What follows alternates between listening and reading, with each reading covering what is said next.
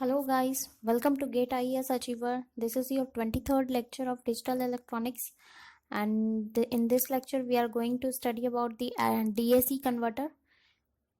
Rest basics and ADC converter had been taught by me in lecture 21 and 22. So without wasting time, we are going to start our third lecture about DAC. Last time in 21st lecture we had studied about ADC and DAC, their types, their characteristic, some parameters and some formulas. In second lecture we had studied all the detailed analysis of the types of ADC, and lastly conclusion of ADC type in terms of number of clock pulse. And now we are going to study for the DAC. So digital to analogue converter आपके दो types के होते हैं. First lecture में ही मैंने आपको बताया था, weighted resistor and R two R ladder type DAC. R two R ladder type DAC further दो टाइप्स के होते हैं, normal type and inverted type. तो first point is weighted resistor DAC, digital to analogue converter. तो ये है आपका circuit diagram for weighted resistor of digital analogue converter in 4 bits. 4 bit में मैंने लिया है.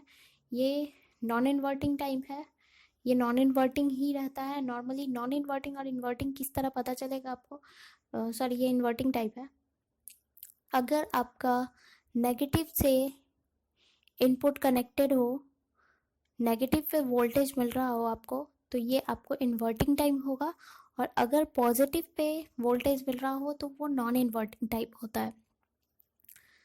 तो in this one this is inverting type.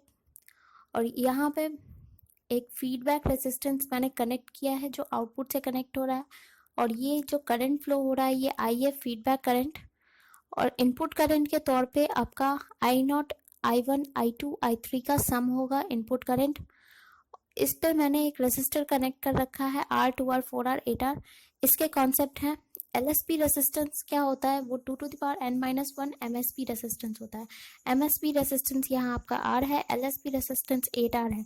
ये जनरल फॉर्मूला है, जनरली आपको यूज़ नहीं है, आप इसको, ये यूजलेस है, इसका ध्यान देने की ज़रूरत नहीं है. यहाँ VI मैंने वोल्टेज देकर इस तरह एक एरो मार्क दे रखा है. ये एरो मार्क जो है वो स्विच है, जो कि अगर 1 कनेक्टेड होगा तो VR से कनेक्ट होगा. अदरवाइज मीन्स अगर डेसिमल वैल्यू यहाँ पे 1 है MSB का तो ये VI से कनेक्टेड होगा. अगर डेसिमल वैल्यू 0 है तो ये ग्राउंड से कनेक्टेड होगा, ये स्विच.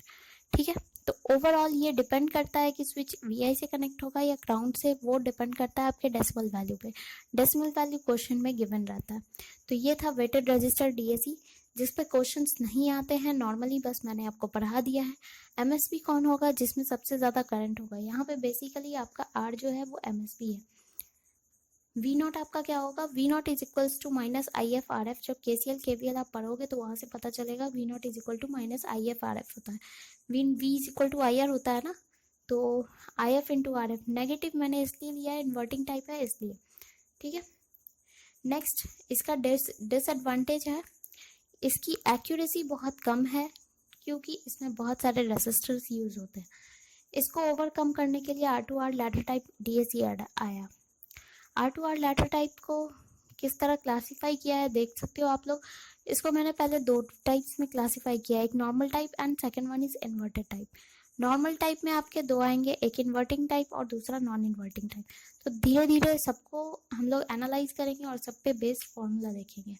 तो सबसे पहले नॉर्मल टाइप देख रहे हैं. नॉर्मल टाइप का inverting type R2R ladder DAC, ये है सर्किट डायग्राम. यहाँ मैंने यूज़ किया है inverting type, that's why negative पे आपका वोल्टेज होगा V reference VR is the reference voltage. यहाँ पे मैंने कुछ रेसिस्टर्स भी कनेक्ट किए हैं और एक feedback resistance with feedback current जो आपको आउटपुट पे दिख रहा है. नॉन इन्वर्टिंग टाइप जो पॉजिटिव साइड है वो ग्राउंडेड होगा. यहाँ पे वोल्टेज जो शो करना है वो ग्राउंडेड होगा. उसके बाद कुछ टर्म्स और हैं जो इस तरह के आपको क्वेश्चंस में सर्किट डायग्राम गिवन होंगे. डेसिमल वैल्यू किस तरह निकालोगे, डेसिमल वैल्यू इसी पे बेस निकलेगा। जब ये स्विच अगर इससे कनेक्टेड हो वीआर से तो यहाँ का डेसिमल वैल्यू 1 है, अगर ग्राउंडेड हो तो वहाँ का डेसिमल वैल्यू 0 है। सपोज ये मैंने 3 बिट का लिया है तो आपको 4 बिट दिख रहे होंगे। ये जो लास्ट वाला होता है एलएसबी इस साइड है, एमएसबी इस साइड है। ये फोकस करने के लिए है कि इधर एलएसबी है। इस पार्ट को आप डेसिमल को काउंट नहीं करोगे, ये वाला काउंट नहीं होता है, not counted for decimal. Suppose अगर मैंने यूज किया 001, 001 मीन्स ये 0 होगा, MSB 0, so here MSB will be 0। ये ग्राउंड से कनेक्ट होगा, ये भी ग्राउंड से कनेक्ट होगा 0, और ये 1 मीन्स V रेफरेंस से कनेक्ट होगा। ठीक है, इस तरह डेसिमल वैल्यू होता है। तो जब डेसिमल वैल्यू हो तो सर्किट पे ध्यान देना है, सर्किट गिवन होगा, आपको डेसिमल वैल्यू खुद ब खुद निकालना होगा। तो ये ध्यान रखना है कि इधर वाला पार्ट MSB है, इधर वाला पार्ट LSB है। इस टर्म को हम लोग डेसिमल वैल्यू में ऐड नहीं करते। 3 बिट का लिया है मैंने, ये वाला जो सर्किट डायग्राम है वो 3 बिट के लिए लिया है।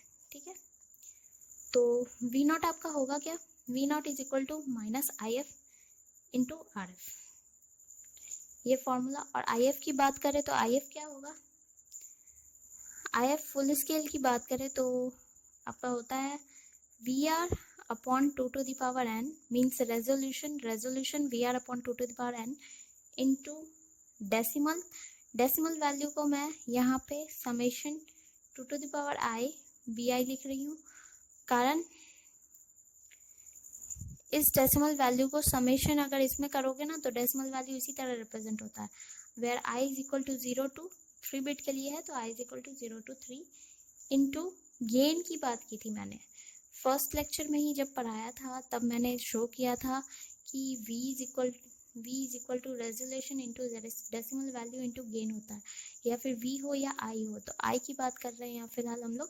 तो I के लिए रेजोल्यूशन मैंने शो कर दिया VR upon 2 to the power n, decimal value मैंने शो कर दिया। अब गेन की बात करें तो जब गेन नॉन इन्वर्टिंग के लिए होता है तो आपका माइनस RF अपॉन R1 होता है। ठीक है, तो माइनस RF तो ऑलरेडी इसमें लिख रखा है मैंने V नॉट में, तो ये R1 टर्म रह गया, बट ये R1 के साथ मेरा ये रेसिस्टेंस भी है, तो इनका बल्क में रेसिस्टेंस अगर डायरेक्टली इसको कैलकुलेट करोगे, ये मैं फुल्ली डिटेल में नहीं जा रही, ये नेटवर्क का पार्ट है, बट ये दोनों रेसिस्टेंस आपस में पैरेलल में होंगे, पैरेलली सॉल्व करोगे तो ये R हो जाएगा, अगेन R प्लस R, ये 2R हो जाएगा, 2R पैरेलल कनेक्शन, फिर ये R हो जाएगा, तो R plus R 2R and 2R parallel connected, तो फिर से ये R हो जाएगा। इन ओवरऑल इनका रिजल्टेंट रेसिस्टेंस क्या होगा, R होगा। तो R1 प्लस R ये सीरीज में है इसलिए हम लोग इसको कहेंगे 1 अपॉन R1 प्लस R। ठीक है, तो ये गेन वैल्यू हुआ IF के लिए। जैसे ही V नॉट इसको पुट करोगे तो ये हो जाएगा minus RF upon R1 plus R into VR upon 2 to the power n into decimal value.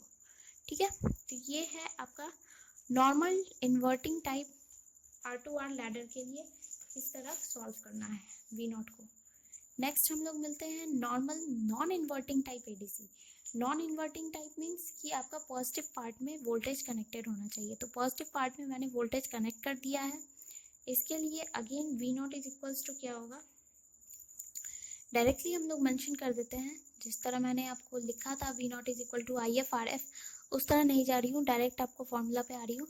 V naught is equal to resolution के लिए VR upon 2 to the power n into decimal value, again decimal value उसी तरह जाएगा, ये LSB part होगा, इधर MSB part होगा। ये 4 बिट के लिए लिया है मैंने, आपको देख के पता चल रहा होगा, ये फर्स्ट MSB का फर्स्ट बिट, ये सेकंड बिट, ये थर्ड बिट एंड ये फोर्थ बिट, इसे हम छोड़ देते हैं, यूज नहीं करते डेसिमल वैल्यू में। ये 4 बिट के लिए है,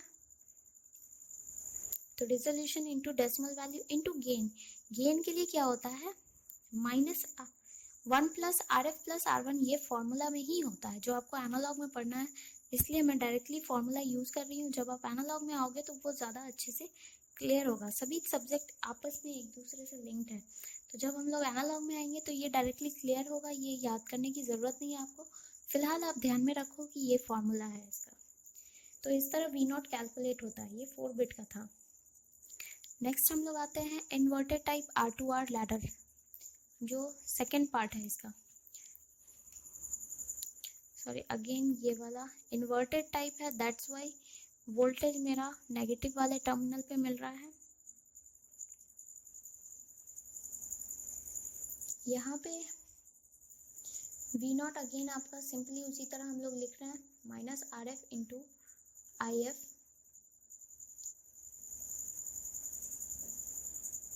अब आई एफ की बात करें तो ये वी आर यहाँ मिल रहा है आपका, ठीक है।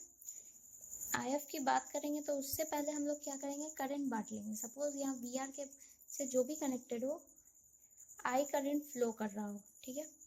तो ये आई करंट जो है वो इक्वली डिवाइड होगा इस ब्रांच में और इस ब्रांच में। इक्वली क्यों होगा, क्योंकि जब इसको आप इक्विवेलेंट करोगे, कंबाइन करके टोटल इक्विवेलेंट रेजिस्टेंस निकालोगे तो वो 2R के इक्वल होगा। तो ये 2R ये 2R, it means current equally divide होगा I/2 और here it also will be I/2।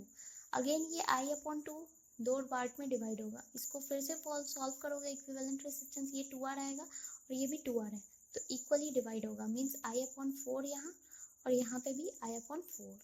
Similarly उसी तरह यहाँ पे I/8 एंड यहाँ पे भी I/8।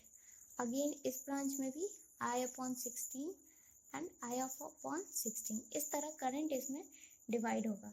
तो IF को जो IF कंबाइन होके जाएगा वो यही करंट होगा ना, और ये करंट क्या होगा I/2 इंटू B3। अगर इस स्विच का नाम B3 लिख रहे हैं तो B3 इसलिए मेंशन कर रही हूँ मैं कि अगर वो ग्राउंड से कनेक्टेड होगा तो B3 0 हो जाएगा, B0, और अगर VR से ये डायरेक्टली कनेक्टेड होगा तो वो 1 हो जाएगा, ठीक है। Plus I/4 into B2 plus I/8 into B1 and plus I/16 into B0।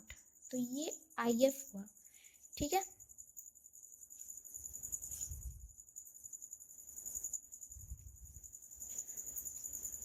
ये IF निकल गया, ये RF हो गया।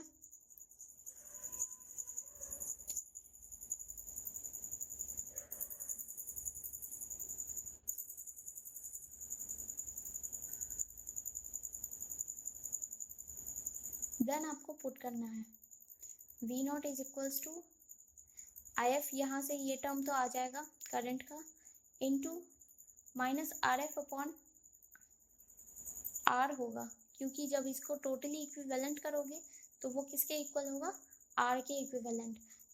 ये बस थोड़ा सा टर्म्स कॉम्प्लिकेटेड है, बट आपको रिमेंबर टाइप कर लो, क्योंकि जैसे ही आप लोग नेटवर्क में आओगे तो इक्विवेलेंट रेजिस्टेंस निकालना सीखोगे। V0 is equals to IR KVL से होता है वो जानोगे, ठीक है। और जब एनालॉग में आओगे तो आप डायरेक्टली इस कॉम्परेटर के बारे में फुल एनालिसिस करोगे, इन्वर्टिंग टाइप क्या है, नॉन इन्वर्टिंग टाइप क्या है। इसलिए फिलहाल के लिए ये थोड़ा सा रिमेम्बरिंग टाइप होगा, बाद में ये इजीली समझ आ जाएगा। तो राइट नाउ यहाँ पे V0 is equal to minus RF upon R करती हूँ मैं, अपॉन इनटू I का वैल्यू यहाँ से जो आपका करंट का आया है वो, ठीक है। तो इस तरह इन्वर्टिंग टाइप और non inverting type, normal type दोनों ही खत्म हुए आपके DAC के। ओवरऑल ADC DAC कन्वर्जन मैंने ओवर कर दिया है आपका 3 लेक्चर में। जो भी लेक्चर आपके मिसिंग हो तो आप लेक्चर ले लेना। 21, 22, 23 ADC के रिलेटेड लेक्चर हैं, फ्रॉम बेसिक्स टू एडवांस। इस जितना मैंने बताया है इसी से रिलेटेड न्यूमेरिकल या थ्योरी होंगे, उससे एक्स्ट्रा नहीं होगा आपका। वीडियो अच्छा लगे तो सेशन को लाइक कर देना, कोई इशू हो तो कमेंट कर सकते हो, वीडियो को शेयर कर देना, चैनल सब्सक्राइब कर देना ताकि वीडियो की notification on time to time आपको मिलती रहे। आज के सेशन के साथ डिजिटल इलेक्ट्रॉनिक्स का ओवरऑल लेक्चर कंप्लीट हो गया है। नेक्स्ट मैं सेकेंडरी सब्जेक्ट जो डालने वाली हूँ वो आपको पहले ही आपको मेंशन कर दूंगी। अभी के लिए फिलहाल हम लोग चलते हैं नेक्स्ट टॉपिक, नेक्स्ट लेक्चर नए सब्जेक्ट के साथ। और होप सो कि आप लोग को बहुत मज़ा आया होगा डिजिटल इलेक्ट्रॉनिक्स में। जो भी इशू हो वो जीमेल पे आप लोग भेज सकते हो मुझे रिक्वेस्ट, और साथ ही साथ सबको मैंने डिस्क्रिप्शन बॉक्स में दे रखा है, या फिर आप कमेंट करके भी बता सकते हो, मैं आपको आंसर रिप्लाई करूँगी। तो गुड बाय, मिलते हैं अपने अगले लेक्चर के साथ।